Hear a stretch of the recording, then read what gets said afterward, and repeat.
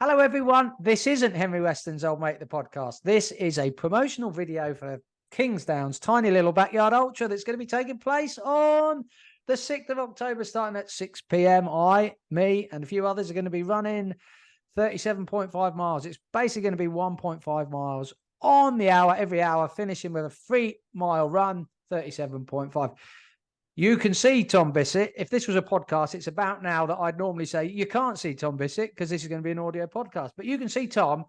Me and Tom had just recorded a podcast based around male mental health and a few other things, but with a bit of a greenkeeping focus. But Tom has kindly stayed on the line to help me record this little video because Tom, unlike me, is a runner. I am a plodder. I took to running in lockdown by accident. And now I kind of have used it as part of my weight loss journey, although it turns out that when I go running 40 miles a week, I put on weight. And when I walk for 20 miles a week, I lose weight. I don't know. Tom, firstly, I'm going to get your initial thoughts on, am I mad? Are we mad? Cousin Spike, a few of the other cricket boys, George Bailey, Kieran Marsh, Owen McGrath, possibly Tom Mitchell, they're going to come and run some legs. Am I mad thinking that this challenge will be probably no different to the one I undertook last year where we ran 4 miles every 4 hours and totaled 28 miles, I think. When I told you about this, I sent you the little poster.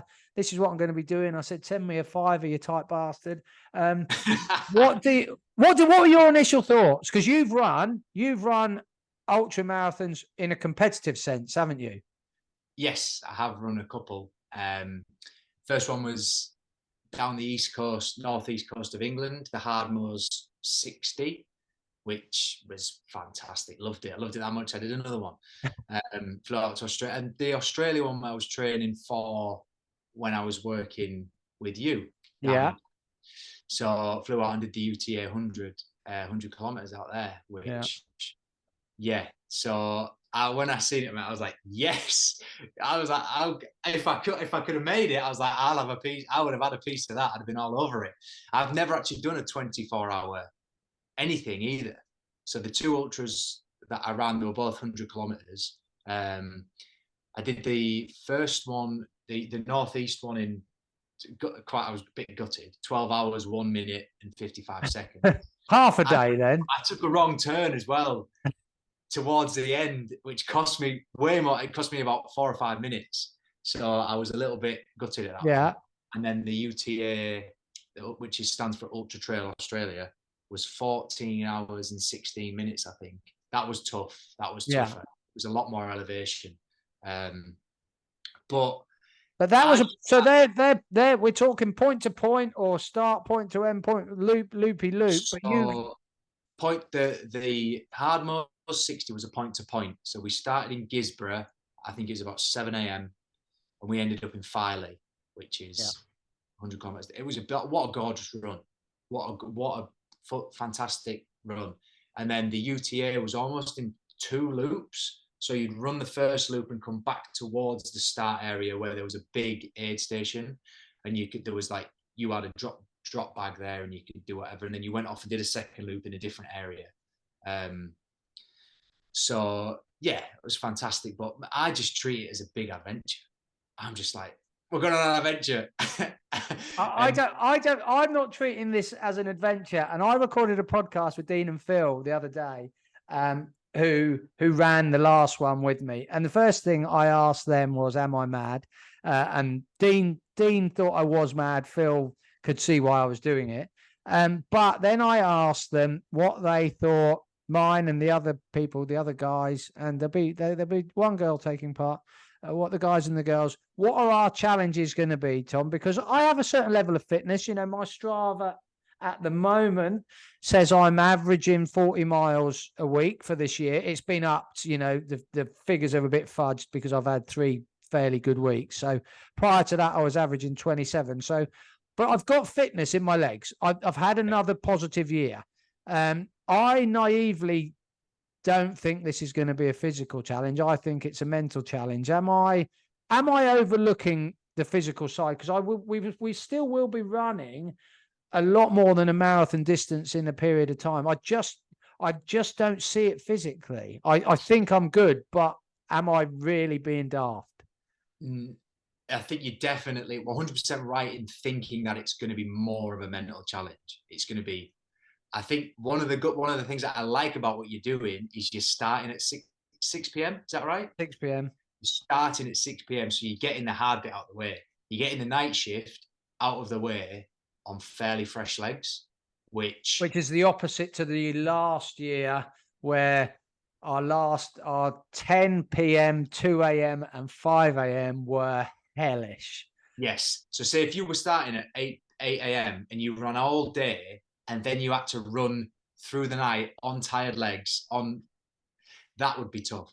So I think you're right in thinking it's going to be definitely more of a mental challenge, but I wouldn't underestimate a physical challenge, because so obviously you're going to run through the night and then you're going to have to run all day. I would say after lunchtime on the second day, those 1.5 miles are probably going to hurt quite a bit. You're going to, if you get, I mean, and the predicament you're going to have is, do you run them fast and try and get 20-minute nap in at some point, or do you take it easy-ish, knowing that we're just going to try and get through it, but conserve some energy? You asked my next question, Tom, because that's what I put to Dean and Phil, actually. And I said to them, I run, when I go out, it's a bit hilly, but I can run a 7.5-minute mile, but on average, I run a 9.5 to 10-minute mile. So a mile and a half is 15 minutes. I could do it in 11 to 12 minutes. And I said to Phil and Dean, I said, do I get anything? Does that 4 to 5 minutes that I save from pushing myself, and I say it on a lot of things, I hate being out of breath. It's something I really hate in life. And I guess that's because in life we have to breathe. So being out of breath isn't a good thing to some. I hate it. And we came to the conclusion that, me personally, I don't think I will. If I can gain 5 minutes rest, I think over the period of 24 hours, we decided that it would have a negative impact on me and probably some of the others, chasing that extra 4 to 5 minutes rest and the extra, So my theory is, I am in my head, I am assuming I'm going to be running for 15 minutes every hour. Yeah.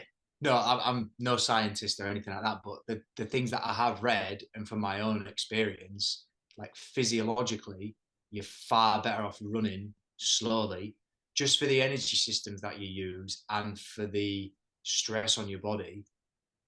You're far better off running slightly slower, and your body can, because you'll know from this, you have those different, but you want to be in your all day pace. That pace where you're running, it's good that you're doing it with other people, because if you can be talking to them while you're running, that means you're comfortable.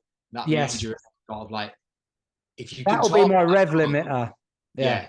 Without sort of doing heart rate zones and stuff like that, they always say if you can talk and run, you're at your all day pace, which means I think you're burning majority fat and you're not using up carbohydrate stores in your muscles and glucose and all of that sort of thing. So you're definitely far better off running that slower pace, but you'll stay fresher a lot longer than if you were to try and get an extra 5 minutes rest. Yeah, I think so. And I have said that I'm going to try and be a bit better with my nutrition, because the last one I did exactly what I said I wasn't going to do in the build up. I said I wasn't going to rely on caffeine.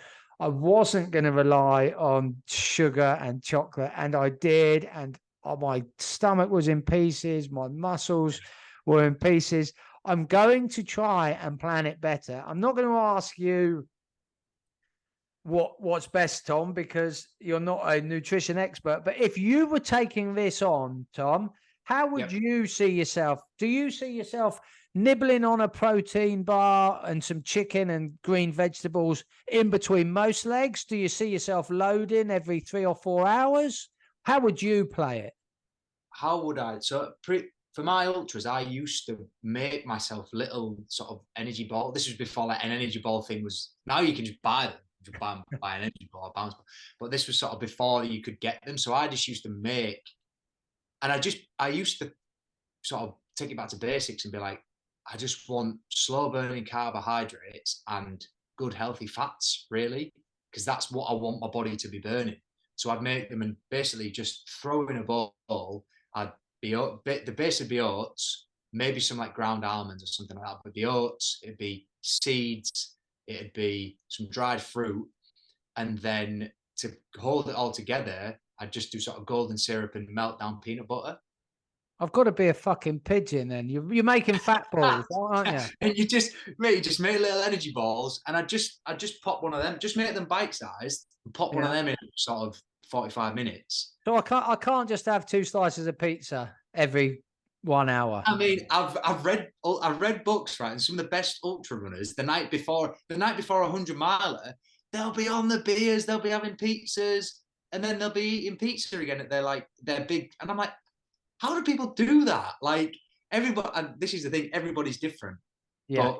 Well, I know I didn't get it right last time, but I know I didn't. I know I just didn't even try and get it right. Is the thing, and I didn't do it because I thought I knew better. I just fucked it up. I think for me as well, knowing what I'm like on a full stomach, and whenever I eat too much, I just want to go to sleep. Yeah.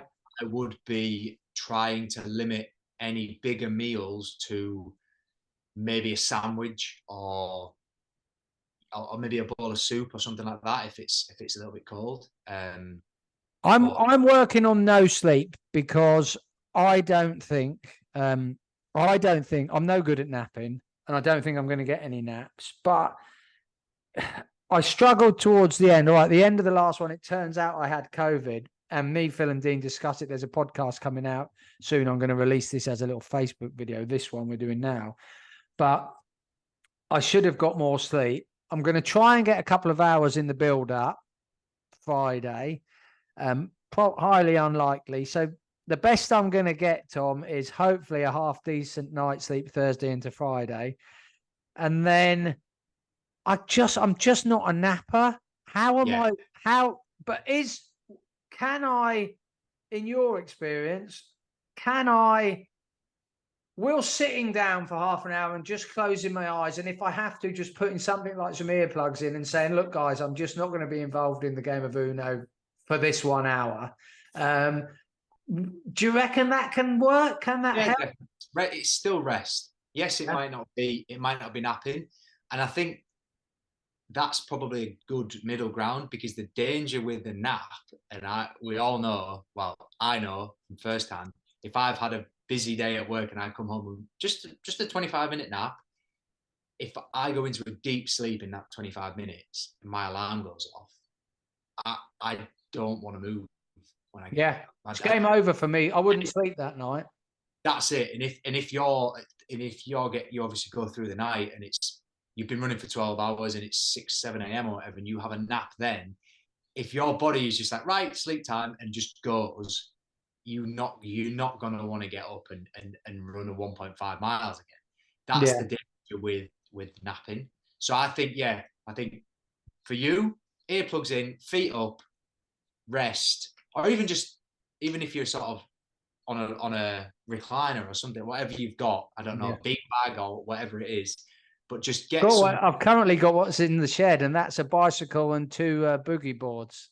Right. Well, if you can fashion some sort of like relaxing seat out of those, elevate your feet to sort of like drain some of the inflammation and stuff away, then that's I'm going to wrap this up, Tom, because we're 14 minutes into a 10-minute episode. Can I check in with you during the run? Because I'm not going to be putting hourly content out. Can I check in with you at some point in the run and get some social medias to try and encourage people to donate, Tommy? Please do. Please do. All right. I'll put your name down. Tom Bissett. Again, this isn't Henry Weston's, but this is Kingsdown's tiny little backyard ultra. Tom's been kind enough. He's going to act as me running guru, probably via FaceTime or WhatsApp. Tom, thanks for joining me, mate. It's been a pleasure. Pleasure, mate. Thanks for helping on the video, buddy. Happy days. See you later, buddy.